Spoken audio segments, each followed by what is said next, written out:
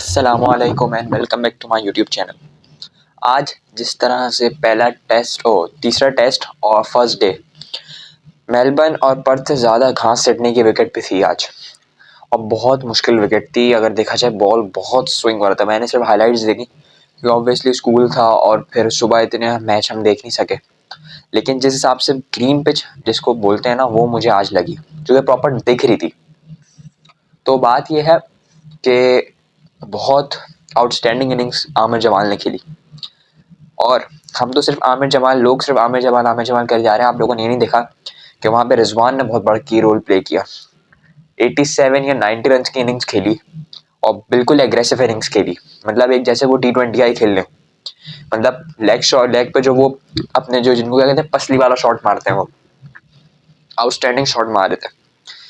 और all over the ground खेला, straight drive, cover drive, sweep shots और हर तरह का शॉट खेला। दूसरी इनिंग्स सलमान अली आगा की बहुत इंपॉर्टेंट की रोल, बहुत इंपॉर्टेंट 53 रन की। फिर आमिर जमाल की। तो बात यह है कि बैटिंग आज बेहतर थी। शान मसूद भी फॉर्म में थे और आगा सलमान ने अच्छा खेला। जो फ्लॉप हुए वो है अब्दुल्ला शफीक, बाबर आजम। साइम अयूब का मैं नाम क्यों नहीं ले रहा, क्योंकि उस बंदे का पहला टेस्ट मैच था, पहला टेस्ट डेब्यू ऑस्ट्रेलिया के अगेंस्ट कर रहा था, तो उस पर हम इतना ब्लेम डाल सकते। उसका पहला टेस्ट मैच था, आपने इमाम को इतना टाइम देख लिया, अब आप इस बंदे को भी इतना टाइम देखें। ये नहीं कि उसका एक मैच में अगर वो रन नहीं कर सका तो उसको बाहर कर दें। और ऐसा ही होता है कराची के लड़कों के साथ। तो आई होप कि साइम अयूब के साथ ऐसा ना हो। अच्छा, अगर बात की जाए अब्दुल्ला शफीक बाबर आजम की, तो बाबर आजम ने बैक टू बैक चौके बहुत अच्छे मारे, अच्छी फॉर्म में थे, कवर्स बहुत अच्छे खेले थे। सेम पैट कमिंस, ऐसा कप्तान मैंने वाकई नहीं देखा जो कि इतना उसका माइंड है कि वो हर मैच में 5-5 विकेटें ले रहा है। उसको पता है कि मुझे कहाँ से कहाँ फील्ड सेट करनी है, उसको पता है मुझे कहाँ बॉल करना है, किस बैट्समैन को क्या बॉल करना है। और बाबर आजम को जितनी दफ़ा भी आउट किया है, हर बॉल इन स्विंग किया है, और सेम बॉल इन स्विंग किया, LBW हुए वो, और वो आउट हो गए। भाई देखें, बहुत इंपॉर्टेंट है। हो सकता है ये बात मेरे मुंह से बहुत सारे लोगों को कड़वी लगे, लेकिन बाबर आजम को एक मैच में आपको रेस्ट देना पड़ेगा।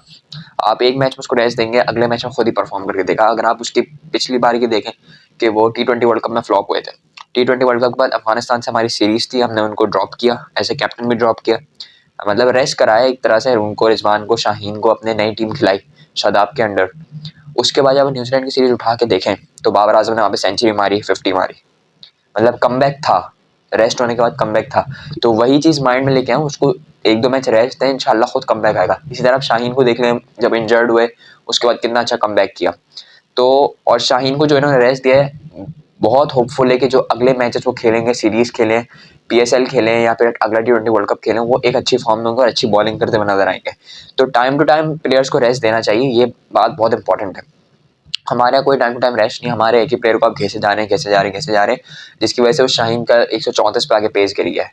उस बंदे ने 24 साल की उम्र में कोई 300 ओवर्स करा लिए हैं, और इम्पॉसिबल, मतलब इसी तरह से हारिस रऊफ को आप रेस्ट नहीं दे रहे, आपने हर मैच में खिलाया, वर्ल्ड कप के हर मैच में खिलाया, आप उस बंदे को रेस्ट देंगे वो भी परफॉर्म करके देगा। रेस्ट देना बहुत इंपॉर्टेंट है। अभी जैसे नसीम शाह का कमबैक होने वाला है, तो बहुत होपफुल है कि बहुत अच्छा कमबैक हुआ, क्योंकि वो बहुत बड़ी इंजरी से उठ के आ रहे हैं, रेस्ट से होके आ रहे हैं। अगर बात की जाए आमिर जमाल की इनिंग्स की, बहुत आउटस्टैंडिंग इनिंग्स खेली। एज एन ऑलराउंडर उन्होंने अपने आपको प्रूव किया कि वो पाकिस्तान के लिए फ्यूचर में भी ऑलराउंडर परफॉर्मेंस दे सकते हैं। जिस तरह से वो बंदा मैच लेके गया है, और जो एग्रेसिव शॉट्स उस बंदे ने खेले, उसके आगे बाबर ने भी कुछ भी नहीं किया।